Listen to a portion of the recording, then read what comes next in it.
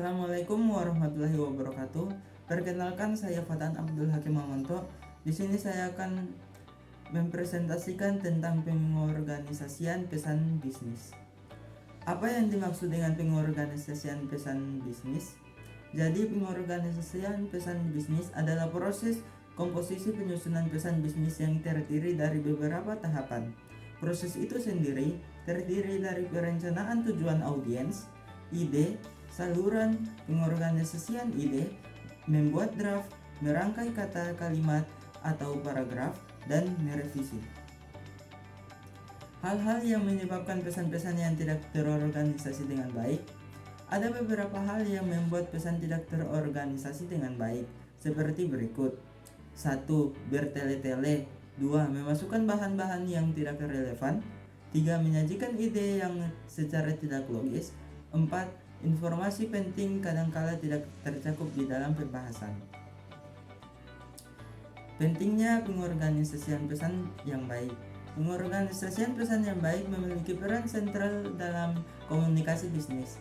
Dengan merencanakan dan mengatur pesan dengan cermat, kita dapat memastikan bahwa informasi yang disampaikan efektif, mudah dipahami, dan mendukung tujuan bisnis. Berikut adalah beberapa contoh pentingnya pengorganisasian pesan yang baik. 1. Keselarasan dengan tujuan. Pesan yang terorganisasi dengan baik harus konsisten dengan tujuan komunikasi. Misalnya, jika kita ingin mempromosikan produk baru kepada klien, pesan harus fokus pada manfaat produk tersebut. 2. Relevansi informasi. Pesan yang baik harus mengandung informasi yang relevan. Hindari informasi yang tidak terkait dengan subjek atau tujuan komunikasi. Misalnya, dalam presentasi bisnis, kita hanya perlu menyajikan data yang relevan dengan topik yang sedang dibahas. 3. Logika dan urutan. Pengorganisasian pesan harus mengikuti urutan logis. Mulailah dengan pengenalan, lalu jelaskan poin-poin utama, dan akhiri dengan kesimpulan. Pesan yang terstruktur dengan baik akan lebih mudah dipahami oleh penerima. 4. Analisis audiens. Sebelum menyampaikan pesan, kita perlu menganalisis audiens. Siapa target audiens? Apa latar belakang audiens? Apa yang menarik bagi mereka? Dengan memahami audiens, kita dapat menyusun pesan yang sesuai dengan kebutuhan dan harapan mereka. 5. Menghemat waktu. Pesan yang terorganisasi dengan baik dapat menghemat waktu. Penerima pesan tidak perlu mencari-cari informasi yang tersembunyi atau tidak relevan. Komunikator juga dapat menyampaikan pesan dengan lebih efisien. 6. Kesan positif. Pesan yang disusun dengan baik memberikan kesan positif pada penerima.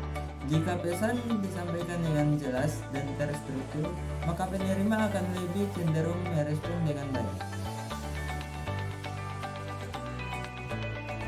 C. Pengorganisasian pesan melalui outline. Penyusunan melalui outline adalah metode yang sangat efektif untuk mengorganisasikan pesan atau tulisan.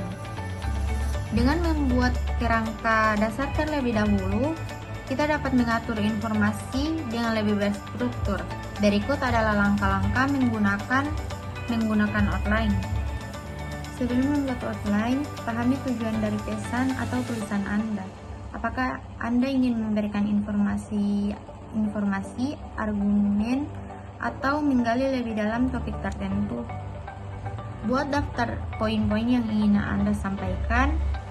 Ini akan membantu Anda memahami struktur keseluruhan pesan. Susun poin-poin tersebut dalam urutan logis. Mulailah dengan pengenalan, lalu jelaskan poin-poin utama, dan akhiri dengan kesimpulan. Setelah memiliki poin utama, tambahkan subpoin yang mendukung setiap poin. Ini akan membantu Anda memperjelas informasi yang ingin Anda sampaikan. Pastikan outline Anda lengkap dan sesuai dengan tujuan awal. Jika perlu, tambahkan atau ubah poin-poin agar lebih efektif. Perkenalkan, nama saya Muhammad Kirby Abizar Purungge. Saya dari kelas D Manajemen ingin menjelaskan contoh-contoh outline.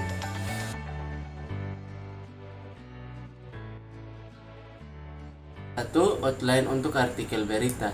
Judul artikel. Tentukan judul yang relevan dan menarik. 2. Tanggal publikasi. Cantumkan tanggal di mana artikel akan diterbitkan. 3. Pendahuluan.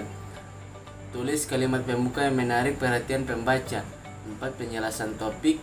Jelaskan secara singkat topik yang akan dibahas dalam artikel. 5. Pernyataan pendapat. Sampaikan pendapat atau tujuan penulis artikel. Contoh yang kedua yaitu outline untuk skripsi atau karya tulis ilmiah. Bab 1, pendahuluan. 1. Latar belakang. Jelaskan mengapa topik ini penting. 2. Identifikasi masalah. Identifikasi permasalahan yang akan dipecahkan. 3. Batasan masalah. Tentukan batasan penelitian. 4. Rumusan masalah. Ringkaslah permasalahan yang akan dijawab. 5. Tujuan penelitian. Jelaskan tujuan dari penelitian ini. 6. Manfaat penelitian. Gambarkan manfaat dari penelitian ini. 7. Metode penelitian. Jelaskan metode yang digunakan. Contoh yang ketiga yaitu outline untuk esai atau makalah. 1. Pendahuluan. Kalimat pembuka. Tarik perhatian pembaca. Topik utama. Jelaskan topik yang akan dibahas. Pernyataan pendapat. Sampaikan pendapat atau tujuan penulis esai. Yang kedua, isi esai. Paragraf pertama bahas poin pertama. Paragraf kedua bahas poin kedua. Paragraf ketiga bahas poin ketiga. Yang ketiga, kesimpulan, yaitu ringkasan. Ulangi poin-poin utama. Yang kedua, pesan akhir. Sampaikan pesan atau refleksi. Saya Ramadhan Eko Putra Panto akan melanjutkan presentasi dari presentator sebelumnya. Di sini kita masuk pada bagian revisi pesan. Pada bagian ini, pada tahap terakhir dalam proses penyusunan pesan bisnis, terdapat sebuah kegiatan yang sangat penting, yaitu revisi pesan bisnis. Revisi pesan adalah proses perbaikan yang dilakukan untuk memastikan bahwa pesan yang telah disusun telah mencapai standar yang diinginkan, bebas dari kesalahan dan mampu menyampaikan informasi dengan jelas dan efektif kepada para penerima pesan. Oke, di sini kita masuk pada bagian pentingnya revisi pesan bisnis. Di sini terdapat 3 poin. Yang pertama adalah menghindari kesalahan. Revisi memungkinkan kita untuk meninjau kembali pesan yang telah disusun dan mengoreksi kesalahan tata bahasa, ejaan, atau informasi yang tidak akurat. Pesan yang bebas dari kesalahan akan memberikan kesan profesional dan dapat dipercaya. Poin kedua di sini adalah ketetapan dan konsistensi. Dengan merevisi, kita dapat memastikan bahwa pesan mencapai tujuan komunikasi dengan tepat. Selain itu, revisi membantu menjaga konsistensi dalam gaya penulisan, format, dan terminologi yang digunakan. Dan poin terakhir di sini, klaritas dan efisiensi. Revisi membantu menyempurnakan struktur pesan agar lebih jelas dan mudah dipahami oleh penerima. Pesan yang terstruktur dengan baik akan menghemat waktu dan menghindari kebingungan. Sekian dari saya, dan selanjutnya akan dilanjutkan oleh presentator selanjutnya. Manfaat dari revisi pesan bisnis terbagi menjadi 4. Yang pertama ada ketepatan dan kecermatan pesan. Dengan melakukan revisi pesan bisnis dapat lebih tepat dan cermat dalam menyampaikan informasi kepada target audiens. Revisi membantu memperbaiki kesalahan, menghilangkan ambisius, dan meningkatkan kejelasan pesan, sehingga dapat menghindari kesalahpahaman dan kebingungan. Yang kedua ada peningkatan profesionalitas. Revisi pesan bisnis membantu meningkatkan tingkat profesionalitas komunikasi dalam bisnis. Pesan yang disusun dengan baik, bebas dan kesalahan tata bahasa, dan memiliki gaya penulisan konsisten, memberikan kesan yang positif kepada penerima pesan dan mencerminkan kualitas perusahaan. Yang ketiga ada kemampuan menyampaikan informasi dengan efektif. Melakukan revisi pesan bisnis dapat disesuaikan untuk mencapai tingkat efektivitas yang lebih tinggi. Revisi membantu dalam menyesuaikan gaya penulisan, pemilihan kata dan struktur pesan agar dapat lebih efektif dalam menyampaikan informasi kepada target audiens. Yang terakhir ada pencegahan potensi kesalahan. Revisi pesan bisnis juga membantu mencegah potensi kesalahan yang dapat merugikan bisnis.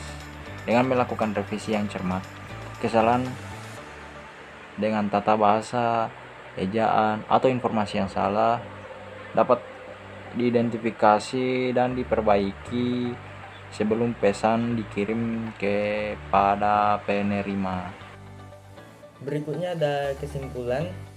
Kesimpulan dari bab 5 yaitu pengorganisasian pesan bisnis adalah proses penyusunan kata, kalimat, dan paragraf dalam pesan bisnis agar tujuan yang diinginkan dapat tersampaikan dan diterima dengan baik oleh audiens. Untuk mencapai efektivitas dalam pengorganisasian pesan, beberapa langkah yang bisa diambil meliputi mendefinisikan subjek dan tujuan pesan, mengelompokkan ide secara logis, menentukan urutan ide dengan menggunakan outline, memilih pendekatan yang tepat, baik itu pendekatan langsung atau tidak langsung, tergantung pada situasi dan reaksi yang diharapkan dari audiens. Sekian dari saya. Wassalamualaikum warahmatullahi wabarakatuh.